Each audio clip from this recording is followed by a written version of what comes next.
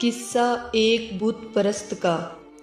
حضرت عبد الواحد بن زید فرماتے ہیں کہ ہم لوگ ایک مرتبہ کشتی میں سوار جا رہے تھے۔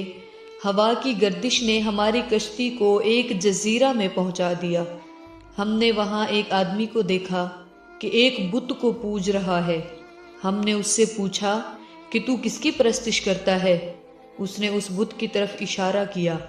ہم نے کہا تیرا معبود خود تیرا بنایا ہوا ہے، اور ہمارا معبود ایسی چیزیں بناتا ہے جو اپنے ہاتھ سے بنایا ہوا ہو وہ پوجنے کا لائق نہیں ہے۔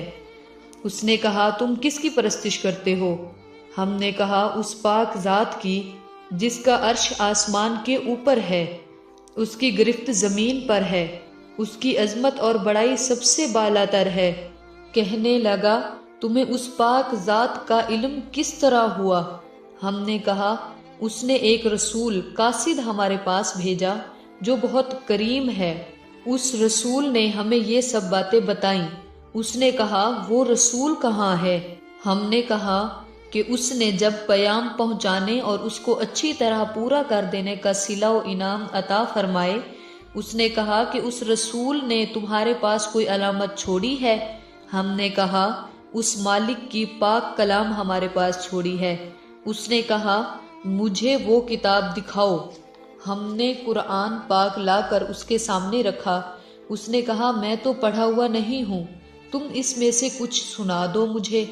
ہم نے ایک سورت سنائی، وہ سنتے ہوئے روتا رہا یہاں تک کہ وہ سورت پوری ہو گئی۔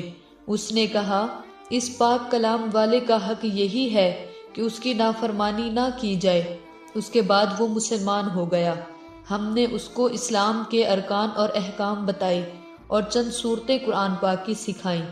جب رات ہوئی عشاء کی نماز پڑھ کر ہم سونے لگے تو اس نے پوچھا کہ تمہارا معبود بھی رات کو سوتا ہے؟ ہم نے کہا وہ پاک ذات حی القیوم ہے، وہ نہ سوتا ہے اور نہ اس کو اونگ آتی ہے۔ وہ کہنے لگا تم کس قدر نالائق بندے ہو کہ آقا تو جاگتا رہے اور تم سو جاؤ۔ ہمیں اس کی بات سے بڑی حیرت ہوئی۔ جب ہم اس جزیرہ سے واپس ہونے لگے تو وہ کہنے لگا کہ مجھے بھی اپنے ساتھ ہی لے چلو تاکہ میں دین کی باتیں سیکھوں۔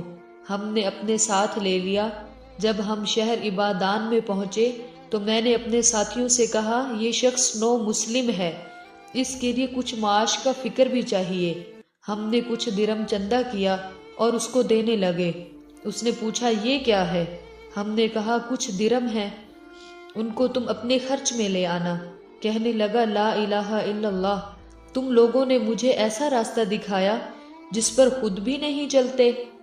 میں ایک جزیرہ میں تھا، ایک بت کی پرستش کرتا تھا، خدائے پاک کی پرستش بھی نہ کرتا تھا۔ اس نے اس حالت میں بھی مجھے ضائع اور ہلاک نہیں کیا، حالانکہ میں اس کو جانتا بھی نہ تھا، اور وہ اہل وقت مجھے کیوں نہیں ضائع کر دے گا جبکہ میں اس کو پہچانتا بھی ہوں، اس کی عبادت بھی کرتا ہوں۔ 3 دن کے بعد ہمیں معلوم ہوا کہ اس کا آخری وقت ہے، موت کے قریب ہے۔ ہم اس کے پاس گئے، اس سے پوچھا کہ تیری کوئی حاجت ہو تو بتا۔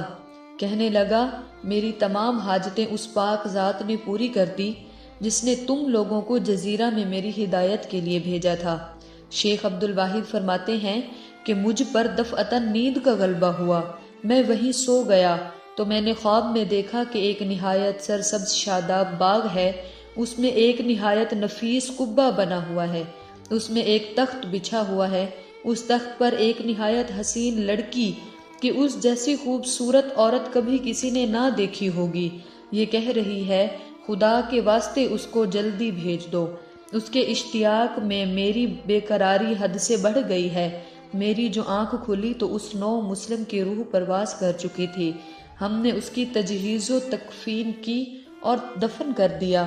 جب رات ہوئی تو میں نے وہی باغ اور قبہ اور تخت پردہ لڑکی اس کے پاس دیکھی جو کہہ رہی تھی، اور فرشتے ان کے پاس ہر دروازہ سے آتے ہوں گے اور ان کو سلام کرتے ہوں گے جو ہر قسم کی آفت سے سلامتی کا مزدہ ہے، اور یہ اس وجہ سے ہے کہ تم نے صبر کیا تھا اور دین پر مضبوط جمے رہے، بس اس جہاں میں تمہارا انجام بہت بہتر ہے۔